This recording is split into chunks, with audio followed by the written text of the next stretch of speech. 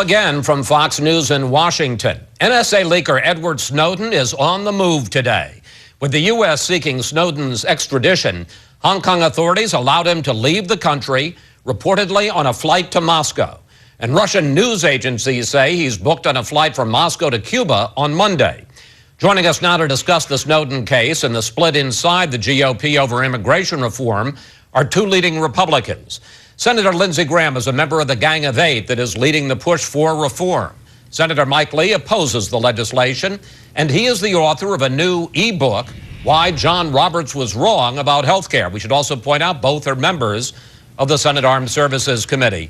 Gentlemen, let's start with Edward Snowden. Senator Graham, what do you make of Hong Kong, Hong Kong authorities allowing Snowden to go? They say that our extradition papers were not in full compliance with their law. And what leverage do we have over Moscow if they decide to let him go to another country? Well, I'd like to find out why our papers were not in compliance. That would be a big mistake by the Department of Justice. I don't think he's a hero. I believe he hurt our nation. He compromised a national security program designed to find out what terrorists were up to. So the Freedom Trail is not exactly China, Russia, Cuba, Venezuela. So I hope we'll chase him to the ends of the earth, bring him to justice, and let the Russians know there will be consequences if they harbor this guy. Well, I was going to ask you about that because the key decision over the next 24 hours has to be made by Moscow, Senator Graham. Should we put pressure on them right now? Hold them there. Absolutely. If they want to be part of the world community, the WTO, they want a good relationship with the United States, they should hold this felon and send him back home for justice. Senator Lee, are we basically helpless here as Ed Snowden thumbs his nose at the United States with the help of the Chinese and now apparently with the help of the Russians? And what if he goes to another country, whether it's Cuba or Iceland or someplace in South America? Yeah, I don't know if I would use the word helpless, Chris, but we are in a precarious position here. But I think Mr. Snowden is also. Look, I've made no secret about the fact that I've got some concerns about much of what the NSA has been doing.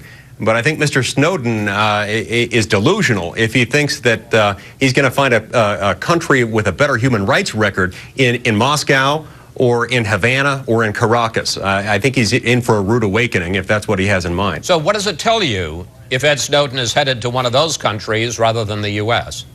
It tells me that if he's looking for a place with a better human rights record than the United States, he's certainly not going to find it in any of those countries.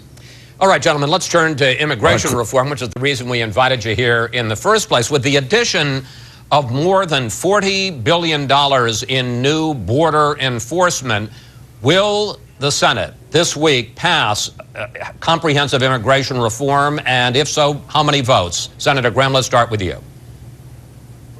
The bill will pass. I think we're on the verge of getting 70 votes. That is my goal. It has always been my goal.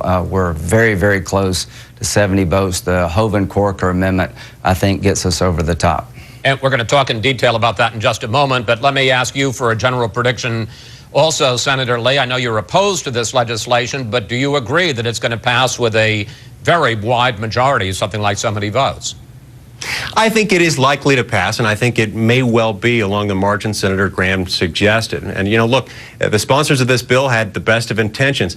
In my opinion, the best of intentions aren't enough when you're dealing with a 1,200-page bill. They promised us that under this bill, illegal immigration would be a thing of the past. It won't. CBO told us this week that 10 years from now, we'll still have 6 to 8 million illegal immigrants in this country. They told us that it would be tough but fair, and it's neither. It's not tough on those who have broken the law, and it's not fair to those who've been patiently waiting their turn in line to come to this country legally. And perhaps worst of all, Chris, we learned late Friday, just late Friday, that they're going to replace the entire Gang of Eight bill, about 1,000 pages, with a 1,200-page Corker-Hoeven amendment. This is a provision that very few people have read and even fewer fully understand. So, look, we all want immigration reform, but this bill is not the right vehicle for getting there. All right, well, let's talk about this amendment, which has apparently changed the calculus and added 10 to 15 more Republican votes. It's being called the Border Surge Amendment. Let's take a look specifically at what it would do. Double the number of border agents to 40,000. Complete 700 miles of new fencing. deploy drones, radar, and ground sensors, full implementation of E-Verify for employers, and beef up entry-exit tracking for people on visas. Senator Lee, is your problem that you don't think, even with this $40 billion in extra border enforcement, you still don't think it's going to work? Or is your problem the sequencing, the idea that it's going to allow a provisional legal status for the 11 million people, immigrants who are already here, before you get all of this border enforcement in place?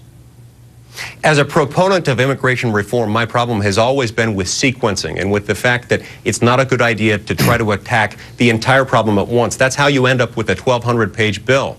And with the sequencing of this bill in particular, we have to look to the fact that the pathway to citizenship begins basically on day one. But it'll take many, many years, if not decades, to fully implement all these border security measures. Senator Graham, you say that many of the Republicans who are opposed to talk about border security, they really just don't favor a path to citizenship. But the Congressional Budget Office, and this is something that Senator Lee just pointed out, the Congressional Budget Office said that your Gang of Eight bill would only reduce illegal immigration by 25%. They're talking about the entry-exit problem. 40% of the people who are here illegally overstayed their visas. There will be improvements in that area. As to the border, we've practically militarized the border. I've been hearing for years, let's secure the border. Let's regain our sovereignty. We have secured our border in a way I could not have imagined 4 or 5 years ago. This whole border security amendment, I think, is the most aggressive attempt to control the southern border and regain our sovereignty. This bill reduces our deficit by $890 billion. It is good for our economy. This bill is good for our national security. No one can get a green card until the border security measures are up and running, until E-Verify is up and running, controlling a job in America. As to the 11 million, they will have an earned, hard pathway to citizenship. They have to get in the back of the line before they can become a citizen. They can't cut in line. They have to pass 2 English proficiency exams. I reject the idea of becoming the Mideast or Europe, where you have 11 million people with a legal status who can't be part of America. America is different than the Mideast and Europe. E pluribus unum. Out of many, one. This is a good solution for our national security, for our economy, and tough, practical solution to 11 million. And most importantly, if we do this bill, amnesty is the status quo. If we do this bill, there will be no third wave of illegal immigration. Let me ask you about another objection that Senator Lee just mentioned, the idea that this is going to be some huge 1,200-page bill. I heard you complain about that during Obamacare, the idea that you have this huge bill that nobody has read, and why not take it in more incremental, bite-sized pieces? Why not in this case? Well, let's look at it this way. Give the Republicans all the border security you want and all the legal immigration you want, and trust the Republicans to deal fairly with 11 million. That's not going to sell to a Democrat, and I sure as hell not going to accept an agreement where they get legalization on a pathway to citizenship, then they give me border security, then they give me legal immigration reform. You have to do it together. We have tied border security and legal immigration reform to green card status. Until we secure our border, until we get the legal immigration reform in place, you can't get a green card which would put you on citizenship status. We've tied the two together. That's the only way to do this. I've been dealing with it since 2005 and 6, and this is a great solution for our economy and our national security, and I'm very proud of this bill. Even if the Senate passes immigration reform this week, it still has to go on to the House. And Senator Lee, you have said that it will be dead on arrival in the House. House Republicans are talking about the kind of incremental approach that I know you favor. Let's deal with enforcement first, and after that we can deal with the 11 million illegals who are in this country. Let's take a look at something John Boehner said.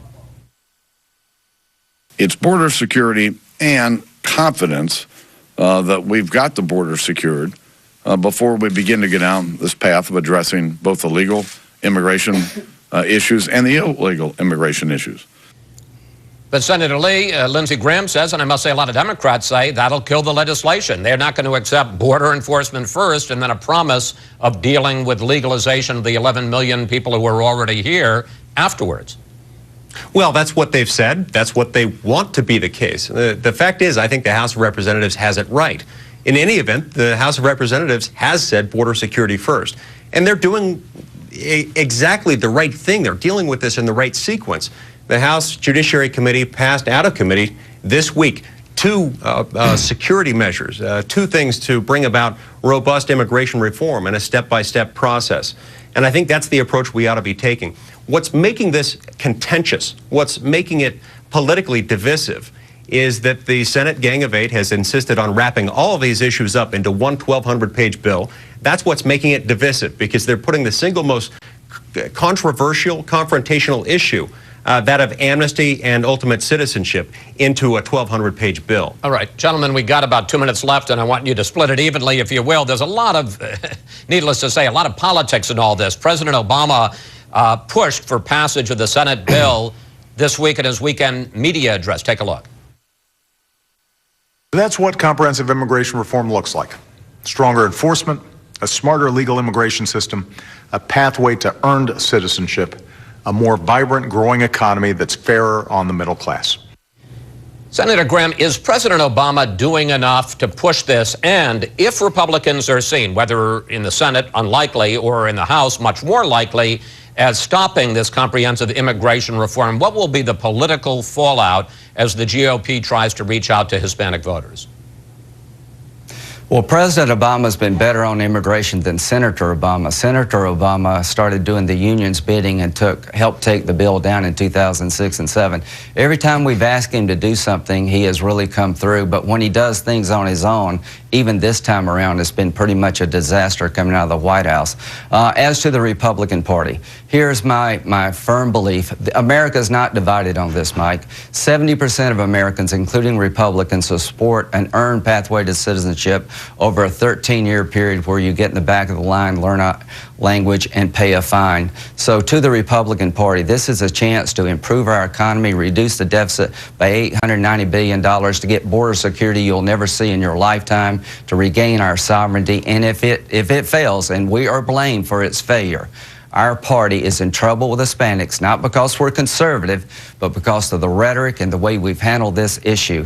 I want to get reattached to the Hispanic community, sell conservatism, pass comprehensive immigration reform, and grow this party. The party's got to be bigger than Utah and South Carolina. The Hispanic community is very close to our values, but we have driven them away over this issue. Let's fix this problem for the good of the country and for the good of the party, and this bill does that, my friend. Senator Lee, let me pick up on what Senator Graham just said to you. Mitt Romney got only 27% of the Hispanic vote. Back in November, 50,000 new Hispanic citizens reach voting age every month in this country. If your party is seen as killing immigration reform, aren't you going to pay a price for that at the polls for decades to come? Well, look, if we turn immigration reform into a political football, everyone loses, Chris. We all know that. We've learned that from the past, and we don't want to have to learn that the hard way in the future. What the American people want is they want to make sure that our border is secure, and they want to make sure that we've fixed our legal immigration process, especially before we go legalizing, much less granting citizenship to 11 million people, treating all of them the same, regardless of whether they overstayed visas or crossed in illegally in the first place. We have to remember at the end of the day that CBO told us early this week that this will be bad for wages. It'll be bad for unemployment. This is not the right solution. Senator Lee, Senator Graham, thank you both. Thanks for joining us today to talk about all this, and we'll watch what the Senate does this week. Thank you, gentlemen. Thank you. Thank you. Up